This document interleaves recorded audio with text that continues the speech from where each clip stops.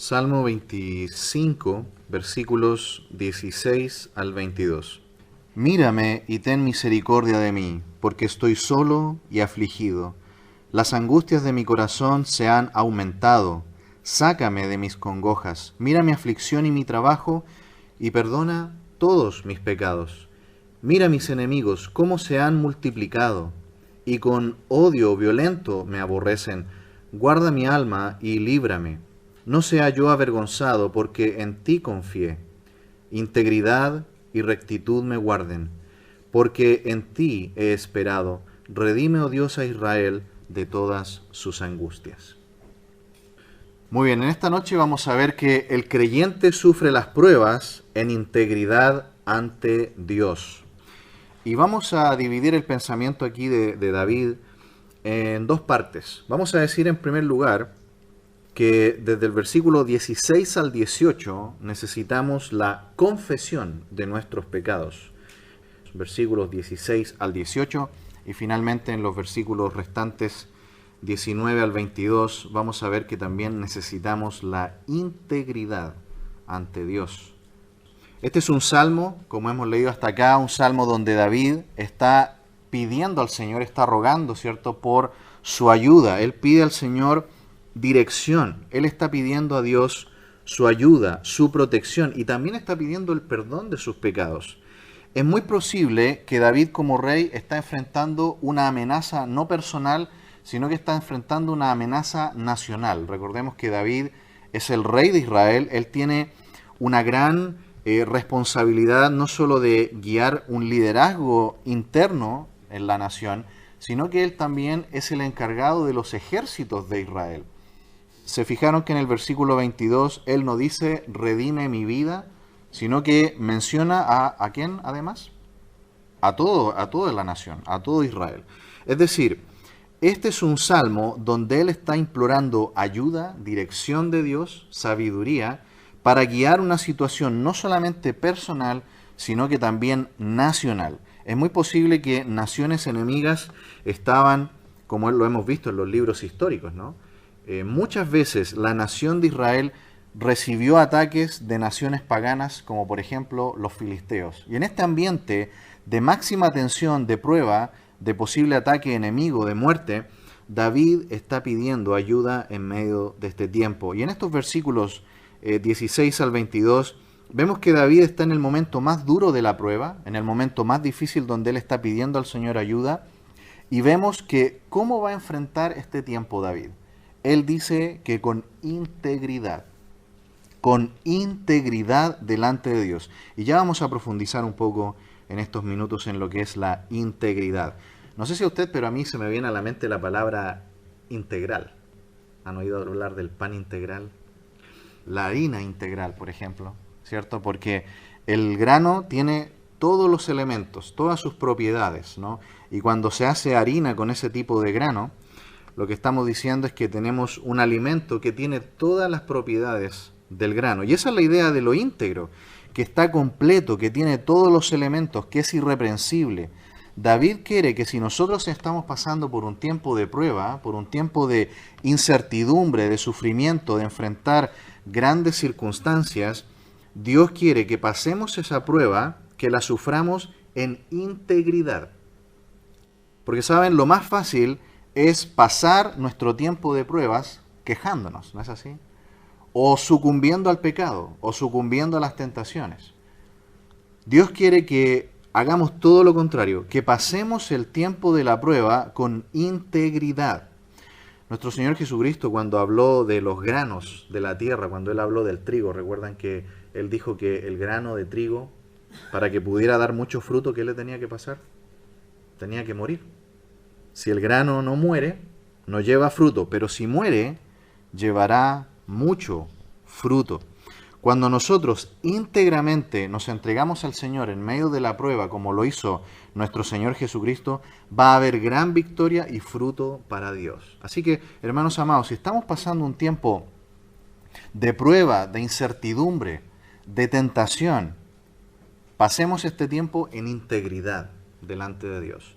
No sucumbamos ante las pruebas con pecado, con quejas, con aislarnos, con dejar de lado la palabra de Dios y nuestra comunión con Él, sino que en integridad busquemos a Dios. Y lo primero es confesión de pecado. Miremos juntos versículos 16 al 18. Dice el versículo 16, mírame y ten misericordia de mí, porque estoy solo y afligido.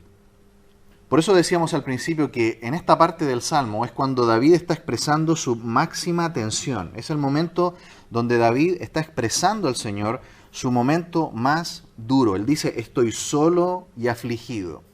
Él está teniendo que liderar toda una nación, la carga de todo un país que está bajo amenaza, y él dice, Señor, me siento solo y afligido. Si nosotros estudiamos la historia de Israel, nos vamos a dar cuenta que los reyes nunca estaban solos. Ellos tenían consejeros, ¿sí o no? Tenían un equipo de consejeros. Habían sabios en Israel que daban consejos. Estaban los sacerdotes también, que también podían darle un consejo espiritual. Habían consejeros reales, habían consejeros de guerra que le podían hablar de tácticas de guerra. Pero David, a pesar de estar rodeado de personas que pueden ayudarlo, ¿cómo se siente? Se siente solo. Y hermanos amados, cuando estamos en el momento de la prueba más dura, aunque estemos rodeados de personas, podemos sentirnos como David, solos y afligidos. Por eso que lo primero que le dice David al Señor es, mírame, mírame. No sé si ustedes recuerdan la bendición sacerdotal de Aarón en número 6, cuando habla del rostro, que el rostro de Jehová resplandezca sobre ti. ¿Saben que la imagen del rostro de Dios sobre nosotros es una señal de bendición? Cuando el rostro de Dios es quitado de nosotros, es una señal de pecado, de ira o de maldición de Dios. Por ejemplo, cuando nuestro Señor Jesús estaba en la cruz del Calvario, recuerdan que en un momento el Padre tiene que retirar su rostro. Dios el Padre ya no puede mirar más a su Hijo en la cruz porque fue hecho pecado por nosotros. El Señor Jesús en la cruz, como dice Isaías 53, Jehová cargó en él el pecado, no de una sola persona, el pecado de todos nosotros. Así que el Señor fue hecho pecado y por eso que el Padre no lo puede mirar en el momento de la cruz. Y retira su mirada, retira su rostro de su Hijo. Por eso que el Señor exclamó el Salmo 22. Dios mío, ¿por qué me has desamparado? David aquí está pidiendo al Señor, Señor, quiero que tu rostro esté sobre mí. Le está pidiendo, Señor, dame tu bendición. Y esto es muy posible un contexto de pecado. Una oración muy correcta cuando estamos confesando nuestra maldad, cuando estamos confesando nuestros pecados al Señor, es pedir, Señor, quiero tu rostro, quiero que mires, quiero que tus ojos estén sobre mí. Porque si ustedes se fijan, más adelante, en el versículo 18, Él confiesa sus pecados. ¿Lo notaron? En el 18, Él dice, perdona todos mis pecados. Así que, cuando nosotros decimos, Señor, mírame, estamos pidiendo perdón por nuestros pecados. Queremos retomar nuestra comunión con Él. Queremos que su paz esté sobre nosotros. A continuación dice, y ten misericordia de mí, porque estoy solo y afligido. David está pidiendo que el Señor ponga su corazón en su miseria, ¿no? Eso significa la palabra misericordia. Miseria y corazón. Dios, cuando nos vio a nosotros perdidos en nuestros pecados, cuando no le conocíamos, Él se atravesó en nuestras vidas, ¿cierto? Y le conocimos y Él perdonó nuestros pecados. Él vio nuestra vida miserable, perdida, y puso su corazón sobre nosotros. Y ahora que ya tenemos a Cristo, el Señor sigue teniendo misericordia de nosotros. ¿No hay miserias en nuestra vida? Todavía estamos luchando con el pecado. Todavía tenemos este cuerpo de muerte que añora el pecado también. Nuestra carne desea el pecado y nosotros tenemos que pedir por eso al Señor, Señor, míranos y ten misericordia de nosotros, porque estoy solo y afligido. Aquí vemos que David está triste. Y hermanos amados, cuando nosotros tenemos este dolor, este lloro, este gemir interno, puede ser que en algunas ocasiones es un dolor y una tristeza que Dios produce para que nos arrepintamos de nuestros pecados. En 2 capítulo 7, si quiere buscarlo, 2 capítulo 7, versículo 8, Pablo le explica a los hermanos de Corinto que Dios produjo tristeza en el corazón de los hermanos para que se arrepintieran de sus pecados. Y que también Dios a veces produce tristeza en el corazón de los incrédulos para guiarlos a la salvación. Así que no toda tristeza, hermanos amados, es una tristeza del maligno o una tristeza que puede venir solamente por la consecuencia de nuestros pecados. Dios puede infundir tristeza en nosotros para guiarnos al arrepentimiento. 2 capítulo 7, versículo 8 dice: porque aunque os contristé con la carta, no me pesa, aunque entonces lo lamenté, porque veo que aquella carta, aunque por algún motivo os contristó. Ahora me gozo, no porque hayáis sido contristados, sino porque fuisteis contristados para arrepentimiento, porque habéis sido contristados según Dios, para que ninguna pérdida padecieseis por nuestra parte. Ahí está la tristeza que es de Dios para que nos arrepintamos de nuestros pecados. Y si usted quiere seguir leyendo, versículos 10 y 11, habla de que Dios también produce arrepentimiento en los incrédulos y tristeza para arrepentimiento, para que se salven. Así que la tristeza que Dios infunde es una tristeza buena. Es para que nos demos cuenta de nuestra maldad. Así que, ¿cómo vamos a poder discernir cuándo una tristeza es de Dios por el pecado, cuándo una tristeza es por otras razones? Versículo 14 del Salmo 25, si tenemos una comunión íntima con Él. ¿Recuerdan el versículo 14? Dice, la comunión íntima de Jehová es con los que le temen y a ellos hará conocer su pacto. Si nosotros tenemos una comunión descuidada con Dios, si no leemos su palabra, si tenemos nuestra Biblia guardada, si no oramos todos los días al Señor, tenemos una comunión no íntima, tenemos una comunión solamente reactiva, circunstancial o casual, o cuando solamente necesitamos algo. El Señor quiere que tengamos una comunión diaria, íntima con Él. Y esa es la única forma en que nosotros vamos a poder aprobar lo mejor. ¿Recuerdan cuando Pablo les dice a los filipenses que él oraba por ellos para que ellos aprendieran a aprobar lo mejor? Es decir, cuando el creyente tiene discernimiento espiritual. Volviendo al Salmo 25, dice el versículo 17, las angustias de mi corazón se han aumentado, sácame de mis congojas. ¿Qué tenemos que hacer, hermanos amados, con nuestras angustias, con nuestras congojas cuando aumentan? Dice aquí, Primera de Pedro 5:7. ¿Recuerdan lo que dice Primera de Pedro 5:7? Echando toda vuestra ansiedad sobre Él, porque Él tiene cuidado de nosotros. Así que cuando el Señor está convenciéndonos de maldad, cuando está convenciéndonos de pecado, que debemos apartarnos de alguna situación, de personas, de decisiones erróneas que estamos haciendo, esa es una tristeza buena que viene de Dios, que es para protegernos. No es porque no nos ama, todo lo contrario, es porque nos ama. Él infunde muchas veces esa tristeza para que nos apartemos del mal. Y aquí es donde David le pide, sácame de mis congojas. Casi como lo que pide Pablo en Filipenses capítulo 4, cuando él le dice a los hermanos cómo orar cuando están en medio de este momento clave, que es cuando el Señor ha mostrado nuestro pecado y es momento de dejarlo. Es el momento de arrepentirnos. Él dice, por nada estéis afanosos, sino sean conocidas vuestras peticiones delante de Dios en toda oración y ruego con acción de gracias. Y la paz de Dios, que sobrepasa todo entendimiento, guardará vuestros corazones y vuestros pensamientos en Cristo Jesús. David ha llegado a ese punto, cuando está en medio de decisiones difíciles, cuando toda una nación depende de él como rey. Si debe atacar, si debe esperar, si debe investigar primero, si hay un ejército invasor que viene a destruir Jerusalén. ¿Qué tiene que hacer David? David está orando y está buscando íntimamente al Señor. Y el Señor le ha mostrado su pecado.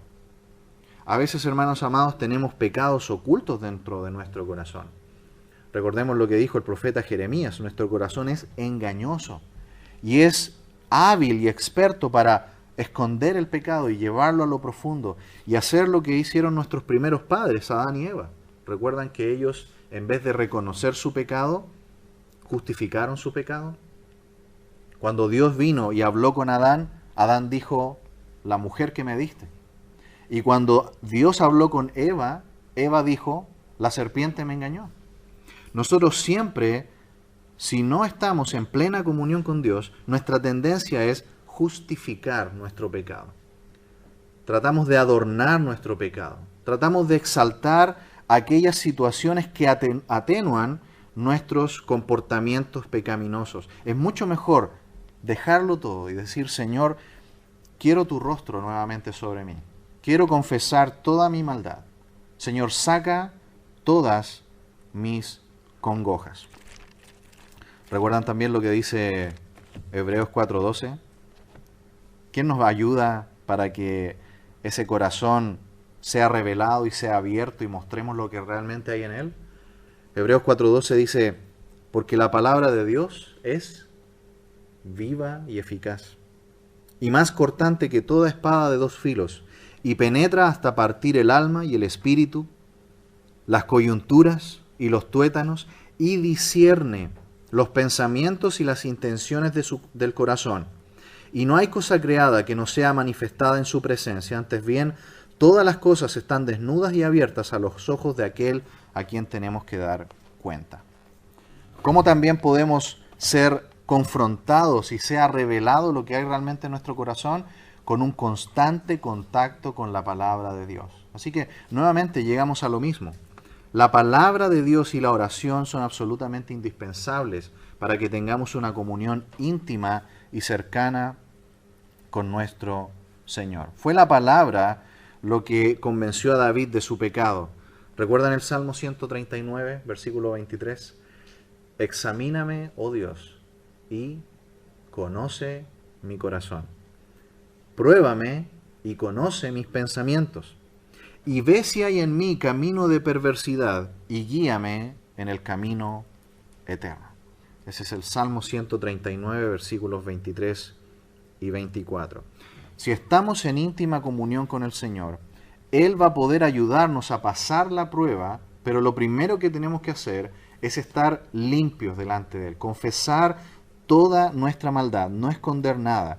Porque Proverbios 28:13 dice que el que encubre su pecado no prosperará, mas el que los confiesa y se aparta alcanzará misericordia. Un versículo más en este primer punto de la confesión de pecado, dice el versículo 18 del Salmo 25, mira mi aflicción y mi trabajo y perdona todos mis pecados. Hermanos amados, el Señor sabe todas las cosas. David le dice al Señor, Señor, tú sabes el nivel de mi responsabilidad. Y el Señor lo sabe porque el Señor llamó a David, ¿cierto? David no quería ser rey. David era un jovencito que estaba con las ovejas. Y él pensaba solamente ser un pastor. Pero de repente Dios lo llamó a algo mayor, a ser el pastor de toda una nación, a ser el rey y a ser el jefe de todo un ejército. El Señor sabe nuestra aflicción. El Señor sabe cuáles son nuestros trabajos, nuestras responsabilidades. El Señor conoce toda nuestra situación. Por eso que esto nos debe animar a que no guardemos nada. Confesemos todos nuestros pecados y pidamos perdón por ellos. Así lo dice David. Perdona todos mis pecados. Porque Él es fiel y justo para perdonar nuestros pecados y limpiarnos de toda maldad. En segundo lugar, hermanos amados, en esta noche vamos a ver que necesitamos también integridad. No solamente confesar nuestra maldad, estar limpios delante de nuestro Señor. En segundo lugar, el Señor quiere que seamos íntegros.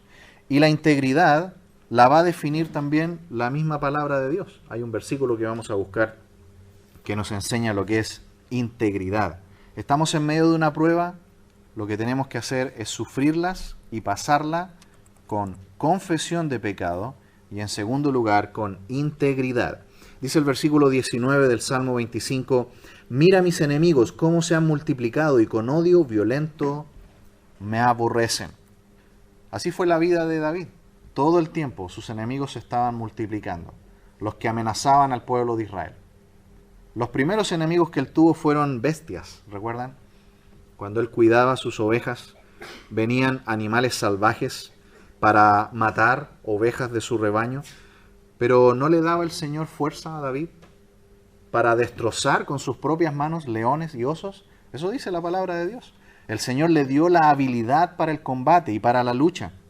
Y luego, como rey fue igual. El Señor le permitió enfrentar a este gigante Goliat y matarlo, solamente con una piedra, con un golpe certero de piedra, sin demasiada armadura, pero con la sabiduría y el poder que vino de Dios. Porque eso era Goliat, ¿no? Él venía con fuerza de espada y de todo tipo de armadura, pero David simplemente venía en el nombre de Dios. Así también nuestro Señor Jesucristo. Ante Él también sus enemigos se multiplicaron. En Juan capítulo 15, el Señor Jesús dijo: si el mundo os aborrece, sabed que a mí me ha aborrecido antes que a vosotros. Si fuerais del mundo, el mundo amaría lo suyo, porque no sois del mundo.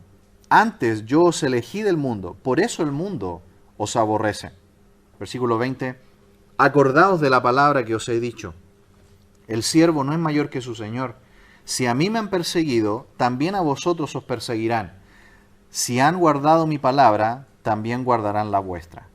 Mas todo esto harán por causa de mi nombre, porque no conocen al que me ha enviado. El que me aborrece a mí, también a mi Padre aborrece. Si yo no hubiese hecho estas obras que ningún otro ha hecho, no tendrían pecado. Pero ahora han visto y han aborrecido a mí y a mi Padre. Por esto se ha cumplido la palabra que está escrita en su ley. Sin causa me aborrecieron. Hasta ahí la lectura. ¿Qué dice el Señor Jesucristo? Que le pasó a Él y que nos va a pasar también a nosotros por solo ser de su rebaño, por solamente que nosotros hayamos creído en Él. Sin causa seremos despreciados, seremos aborrecidos, seremos puestos de lado por ser hijos de Dios. Y David, como hijo de Dios, también está sufriendo esto en una dispensación pasada, antes de los tiempos de la iglesia. El mundo siempre ha odiado a los hijos de Dios. Recordemos que esto nos enseña Juan capítulo 3. El mundo en tinieblas aborrece la luz, no soporta la luz, porque la luz, ¿qué le hace a la tiniebla? La reprende. Cuando la luz llega, la tiniebla queda en evidencia. Dice ahí, porque sus obras son malas.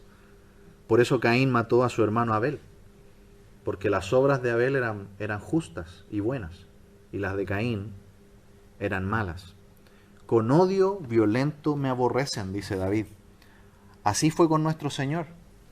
Cuando el Señor estaba conversando con los religiosos, Él les dice a ellos: ustedes quieren matarme, y se llaman hijos de Abraham. No hizo así Abraham.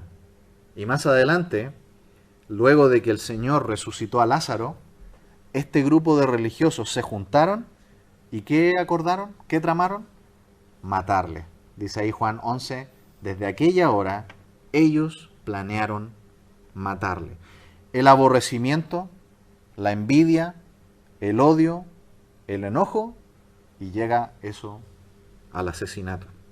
Esto querían estos que querían atacar al pueblo de Israel. Siempre fue así. Los ejércitos que venían de otros países paganos querían no solamente robar, querían destruir la nación de Israel, querían matar al pueblo de Dios. Y así ocurre. El odio lleva al aborrecimiento y del aborrecimiento al asesinato, como Caín mató a su hermano Abel. Y si lo pensamos, en tiempos de Caín y Abel, ellos tenían toda la influencia que hoy día tenemos de las películas, porque a veces se dice que la gente es violenta porque ve cosas violentas, o porque escucha las noticias que hablan de toda la violencia que hay en el mundo, y eso hace que la gente se vuelva violenta. ¿Caín y Abel tenían toda esa influencia? No tuvieron ninguna de esa influencia. El corazón humano es suficiente para que ocurra todo esto. Caín odiaba a su hermano, envidió a su hermano, y esto lo llevó al asesinato. Versículo 20 del Salmo 25, David dice: guarda mi alma y líbrame, no sea yo avergonzado, porque en ti confié.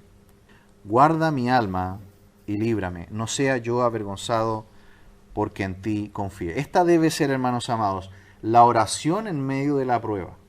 Primero debemos confesar toda nuestra maldad a Él y luego en integridad, confiando en Él y pidiendo que Él libre y rescate nuestras vidas.